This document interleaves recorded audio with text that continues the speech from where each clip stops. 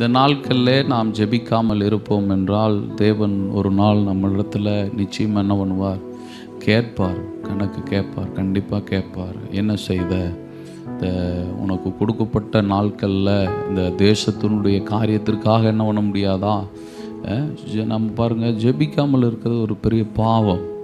வேதம் அப்படித்தான் சொல்லுது, நான் ஜெபம் செய்யாமல் இருப்பேன் என்றால் பாவம் செய்கிறவனாய் இருப்பேன் அப்படின்னு சொல்கிறார். அதனால் நீங்கள் ஜெபிக்கிறது அநேகரை ஆண்டவருக்குள்ள வழி நடத்தும், பாவத்திலிருந்து காப்பாற்றும்.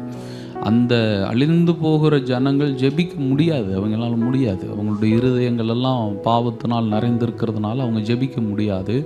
ஆனால் அவங்களுக்கு இருக்கிற நியாய தீர்ப்பு உறங்காதுன்னு வேதம் சொல்லுது. அவங்களுக்குடைய நியாய தீர்ப்பு அது அமர போகிறதே இல்லை, அது நிச்சயமாக அவங்களுக்கு வந்து சேர்ந்துடும். ஆனால் ரட்சிக்கப்பட்டவர்களுக்கு இருக்கிற ஒரு பெரிய பொறுப்பு என்ன அப்படின்னு சொன்னால், அப்படிப்பட்ட அந்த நபர்களுக்காக ஆண்டவரே நாங்கள் என்ன பண்ணுகிறோம்? ஜெபிக்கிறோம். அவர்கள் மேலே நீங்கள் ஒரு இரக்கமாக இருங்க அப்படின்னு நீங்கள் என்ன பண்ணணும்?